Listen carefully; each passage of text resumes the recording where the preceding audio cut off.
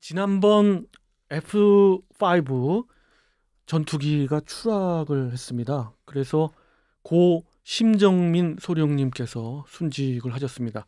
일단 그분께 묵념을 올리도록 하겠습니다. 일동 묵념.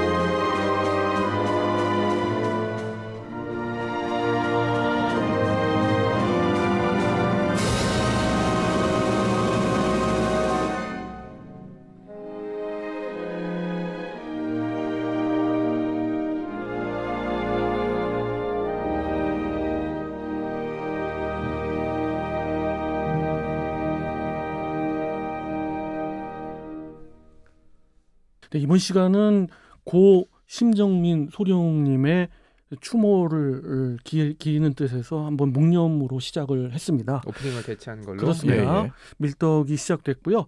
그래서 이번 시간은 F5, 정확하게는 KF5 제공호죠. KF5 제공호의 단자기가 이번에 추락을 했는데 이와 관련돼 가지고 왜 추락을 했으며 대안은 또 없을까?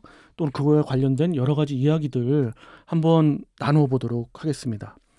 공군 입장에서 F5를 계속해서 끌고 가는 그런 결정을 내렸는데 그게 한참 전에 내려진 거죠. 그렇죠. 그렇게 내리기에는 여러 가지 공군 입장에서 고심과 이유가 있었을 겁니다. 우리 같은 민간인들도 딱 봐도 벌써 F5는 퇴역 수순을 밟아야 됨에도 불구하고 그 후로부터 한 10년 정도를 더 유지하기 위한 결정을 내린 것은 바로 KF-21 보라매의 국산화를 위한 그 개발 과정이 너무도 지연이 됐기 때문에 또 그런 걸 예측하지 못한 부분도 있겠습니다만 그것이 지연된 이유가 가장 크고요. 또 대안을 찾기가 좀 애매했던 거죠. 그래서 그랬는데 그 당시만 해도 저는 이제 좀 민간인으로서 이러한 부분은 이렇게 대안을 했으면 하는 바람이 있었는데 또 우리 패널분들도 그런 어떤 의견이 있었을 거고요. 그래서 지금 좀 늦었지만은 그런 의견들을 이제 늦어지면 안 되기 때문에 한번 우리 입장에서 이야기를 나눠보고 또 공군 입장은 지금 어떤 거고 이런 것들을 한번 이야기 나눠보는 시간 갖도록 하겠습니다. 가장 안타깝고 이제 좀 이해가 안 가는 부분이 KF-21 때문에 F5를 좀 더 쓴다는 이해가 가겠는데 그럴 거면 F5를 오래 쓸 수 있게 뭔가 장치를 개량을 더 했어야 되잖아요. 그런데 그런 게 계속 없어서 이렇게 지금 추락이 되는 건가요? 그리고 왜 다른 전투기들은 모르겠는데 이 전투기가 떨어질 때마다 조종사분들께 순직을 하시는지 정말 가슴이 아파요. 일단 그게 F5가 노후화된 면도 있지만 임무 특성과 말씀하신 대로 어떤 기재적인 문제 그 부분도 사고율하고 사망률이 굉장히 높은데 기여를 한다고 봐요. 제가 대충 그 언론 보도 같은 걸 종합해가지고 보니까 거의 타 기종 대비 추락 횟수도 한 3배 정도고 지난 20년 기준입니다. 거기에 사망률이 압도적으로 높습니다. 그렇죠. 이게 타 기종들 같은 경우는 그래도 50-60% 이상의 비상탄 탈출 성공률이 보여요. 대부분의 경우는. 물론 F-15K 같이 2회 추락에 2회 전원 사망 이런 경우도 있지만 하다못해 팬텀 같은 경우도 50% 정도는 탈출하셨더라고요. 근데 F5 같은 경우는 탈출해서 성공한 경우가 예외적이고 거의 전원 사망입니다. 이게 굉장히 큰 문제거든요. 이게. 그러니까 기체의 어떤 경보 시스템이랄지 이런 부분들이 채 갖추어지지 않은 어떻게 보면 지금 시점에서 볼 때는 굉장히 단순한 기종이거든요. 그렇죠. 또 레이더가 있긴 하지만 실질적으로는 조준 보조 장치 정도 수준이다 보니까 그걸 이용해가지고 뭐 지형 회피를 한다든가 위험을 미리 감지한다든가 이런 게 거의 불가능한 상황입니다. 그런 것도 굉장히 클 것 같고요. 그렇죠. APG-153 레이더를 가지고 흔히들 얘기하기를 이게 유관 레이더나 뭐 이런 의견도 있는데 그럴 정도로 여러 가지 측면, 뭐 레이더도 그렇고 항전 장비라고 할 것이 사실은 없어요. 그러다 보니까 항법 기능 측면에서 어떤 그 경보를 할 수 있는 또 충돌 방지 시스템이라고 이런 것도 없고요. 그러다 보니까 더더욱 또 훈련이나 어떤 임무가 저고도에서 주로 근접해서 최저가 근접해서 하는 그런 어떤 위험한 식으로 진행이 될 수밖에 없는 게 아닌가라는 좀 생각도 들고요. 어쨌든 뭐 기관포나 로켓, 무유도 폭탄이 대부분 무장의 중심이잖아요. 결국은 그러다 보면은 표적에 굉장히 근접해서 훈련할 수밖에 없는 거고 그만큼 위험도가 높을 수밖에 없지 않나 생각 드네요. 그렇습니다. 홍 편장님 말씀 주신 대로 뭐 20년 아니라 뭐 2000년대부터 조사를 하더라도 상당히 많은 사고가 일어난 건 사실이고요. 지난 10년 사이에만 해도 많이 떨어졌죠. 그렇습니다. 그런 가장 큰 또 이유 중에 하나는 역시 노후화 부분 그렇죠. 또 얘기 안 할 수가 없어요. 예. 이 기체가 대한민국에 도입이 된 지가 사실 50년 가까워집니다. 이제. 벌써 그러네요. 예. 그리고 이번에 이제 추락을 하게 된 KF5 이제 그렇죠. 그 제공호라도 그것만 보더라도 30년이 넘었죠. 그렇죠. 넘었죠. 지금 86년에 마지막 게 나왔으니까 이제 36년째 제일 새 것도 그렇습니다. 이제 평균적으로 38년 이 정도 됐으니까. 그렇습니다. 예. 공군의 68대가 배치가 된 게 본격적으로 배치된 게 84년부터 86년까지 해가지고 배치가 됐거든요. 그러니까 이제 뭐 횟수로만 따져도 뭐 40년 가까이 되는 거죠. 진짜. 그렇습니다. 그 동안에 어떤 부분이 보강이 됐고 또 기체의 그 기골 보강이라든가 이런 것이 되었느냐 이제 사실 거의 없고요. 그렇죠. 창정비만 계속했죠, 진짜. 예. 사출 좌석만 너무 이제 그 조종사분들이 희생이 되니까 사출 좌석만 신형으로 교체를 했죠. 사실 제 생각에는 그때 공군 수뇌부가 진짜 네. 직을 걸고라도 참모총장이 네네. 어떤 형태로든 이거를 조기 퇴역을 시키고 대체하는 방법을 강구를 했어야 된다고 보거든요, 사실. 해군이 기어링급을 일찍 퇴역시켰던 그런 각오로 진짜 그랬어야 맞는데 그때 사출 좌석만 바꿀 게 아니고 그랬어야 되는데 참 그게 천추의 한입니다, 어떻게 보면. 그렇습니다. 당시에 이제 홍 편집장님과 동일한 의견이 상당히 많이 모아졌고요. 저도 이제 거기에 당연히 동일한 의견이었고 그 의견에 대해서 대안도 제가 한번 생각을 해봤는데 당시에 그 FA-50까지는 안 나왔어도 그 당시는 이제 공격기형까지 갖추어지는 A-50 그렇죠. 이야기가 많이 나왔을 그랬었죠. 때예요. 그렇기 때문에 그렇다면은 F-16에 근접하는 기동성을 갖고 있는 A-50을 F-5를 대체하는 그렇죠. 기체로 한다면 괜찮지 않을까라는 얘기인데 거기에 이제 그 대다수의 그 공군 현역 조종사와 장교분들이 좀 반대 의견이 많더라고요. 이제 그것도 또 일리가 있습니다. 일리가 있죠. 네. 어떤 거냐면 만약에 그 대체 기체들이 들어온다면 우리는 로우급 기체를 운용하는 대수가 너무 많아진다. 너무 많긴 하죠. 근데 그 당시만 하더라도 이 KF-21의 개발 일정이 이렇게 조금 더 딜레이되라고 2011년이면 아직 KF-21이 사업 타당성 자체를 아직 안 받았죠. 안 받았죠. 안 받았는데 그러니까요. 만약 된다고 하더라도 설마 이렇게까지 늘어질 줄 생각을 못했죠. 네. 근데 이제 사실 이 부분은 우리가 오히려 빠르면 빠르다라고 얘기하는 상황이거든요. KF-21이. 그렇죠. 이제 그런 측면에서 봤을 때는 그 당시에 공군 지휘관분들이 조금 더 인명을 경시하는 풍조라고까지는 얘기 말씀 못 드립니다만은 좀 더 이 조종사의 분들의 목숨 이런 쪽을 생각하셨으면 하는 그런 생각이 들더라고요. 지금 참고로 이게 노후기체 대체가 늘어진 이유 중에 하나가 아무래도 IMF도 있긴 합니다. 원래대로 F-15K가 120대가 들어와 있어야 되거든요. 거기에 지금 F-35로 결정된 3차 FX 이것도 원래의 대수는 60대였어요. 맞죠. 그러니까 그렇게 180대가 예정대로 들어왔으면 아마 어떻게든 F5는 일찍 되지 않을까 네. 생각됩니다. 지금 네. 방금 말씀하신 그 공군 계획의 구도는 정말 동북아 최강을 계획하고 만든 거고 사실 그렇게 계획대로만 지금 공군이 건설했다면 사실은 상당한 전력인 그렇죠. 거죠. 네. 그러면 지금 현재 남아 있는 KF-5 그 제공호는 몇 대 운영되고 있나요? 68대를 생산했지만 제공호만 본다면 48대 이하로 떨어져 있고요. 지금 40대가 조금 넘는 수준인 걸로 알고 있습니다. 다만 복자기는 부품 교환도 우선순위로 하고 있고 그러고 있어요. 그런 이유가 이제 야간 작전을 할 수 있는 기체거든요. 네. 아무래도 두 명이 타니까. 복자형은. 예. 그렇기 때문에 그것이 좀 중점을 두고 있고 그리고 근접 항공 지원에 아무래도 복자기가 더 유리하죠. 유리하고 기종전환 훈련 같은 것도 예, 있고요. 그렇습니다만 그렇게 하고 있고 기존에 있던 그 F5E F형 그 단주하기 복자기형은 상당히 많이 줄어들어서 원래 146대가 도입이 됐습니다만 지금은 거기에 이제 100대 이하는 다 퇴역을 지금 한 상태고 그렇죠. 예. 현재 그래서 도합해서 한 80여 대, 그래서 80여 대? 4개 대대가 정상 운영되고는 있습니다. 아직도 조금 그래도 많은 상당히 많은 상당히 전력이 거죠. 많죠.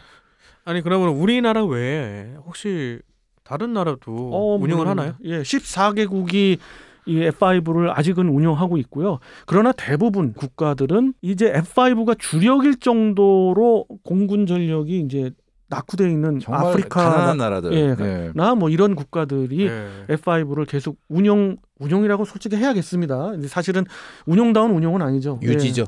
운영률에 간신히 있어서는 날리는 네, 수준. 50% 이하로 보아지는데 하여튼 그렇고 그 외에 이제 어느 정도 그레이드가 되는 국가들의 F5는 대개는 고등훈련기 내지는 기종 전환 훈련기로 운용되고 있어요. 우리처럼 피근한 예로 대만 공군을 그렇죠. 예를 들자면 대만 공군의 F5는 전부 다 기종 전환 훈련으로 전투 가능 훈련이라고 또 있습니다. 예, 그 훈련으로 운용되고 있어요. 지금 2024년 그 전투 가능 훈련 항목으로는 전투기로 일단 분류는 되지만 그것조차도 2024년에 다 퇴역을 시킨다고 합니다. 당연하죠. 예. 그렇죠. 근데 우리는 사실 지금 현재 계획대로라면 제공호가 완전히 퇴역할 때까지는 2030년을 보고 있어요. 그렇게 될 수밖에 없는 게 KF-21이 완전히 작전 운영이 되고 복수의 대대가 전력화되는 시기가 예. 2030년 정도거든요. 예. 정말 1, 2년만 그 계획이 늦어져도 개발이 참 굉장히 난감하게 되는 그런 일정이네요. 맞아요. 그걸 각오하고 이제 우리가 하게 된 거죠, 사실. 그 올해만 들어서 올해 초인데도 F-35가 지금 동체 착륙을 했고 그 다음에 우리나라 KF-5가 추락을 했고 대만 같은 경우는 F-16V 최신 기종인데 그것이 지금 추락을 했단 말이죠. 이 대부분 추락을 했을 때 추락에 대한 원인이 보통 어떤 걸로 좀 귀결이 돼요? 여러 가지 원인이 있죠. 예. 뭐 조종사의 착시나 착오, 비행 착각, 오류 네. 뭐 이런 부분들도 있고요. 기체 결함 부분도 있는데 신형기일수록 뭐 어떻게 보면 조종사의 착시나 착오가 많죠. 예를 들자면 일본의 F-35가 이제 바닷속으로 그렇죠. 가라앉은 예. 것도 결국 그 오랜 기간의 그 사고 원인을 조사했습니다만 결론으로 레포팅돼서 나온 거는 조종사의 착오였다라는 그렇죠. 거였고요. 하늘과 물 그런 셈이죠. 예, 예. 네. 아, 그러니까 이제 최신형 정말 에어비닉스 최강이라고 하는 F-35도 결국은 바로 바다로 그냥 직행해버리는 그런 추락이 있는데 그런 거 말고 이제 노후 기종들은 그쵸. 더 여러 가지 또 원인이 예. 있죠. 예. 만약에 KF-5 같은 기종이 사실 몇 대 떨어졌다고 했잖아요. 조종사의 실수 말고는 어떤 원인으로 보통 추락을 했었나요? F5 같은 경우 최근 10년 사이의 사고 중에 꽤 높은 비중을 차지하는 게 충돌이에요. 두 대가 충돌하는. 그렇죠. 아, 두 대가 공중에서. 충돌하는. 네, 공중 충돌. 그게 아무래도 훈련 아까 말씀드렸듯이 훈련이 좀 좁은 공역에서 저공 비행 중심으로 이루어지는 경우가 많다 보니까 그런 게 아닌가 싶은데, 그러니까 바꿔 말하면 이게 조종사 과실이라는 측면보다도 어떤 기체 특성이 어떤 그런 위험을 강요하는 노후를 떠나서 그러니까 오래된 구식 기종이라 그런 건 아닌가라는, 아무리 노후화된 것도 있지만 그런 느낌도 있어요, 확실히.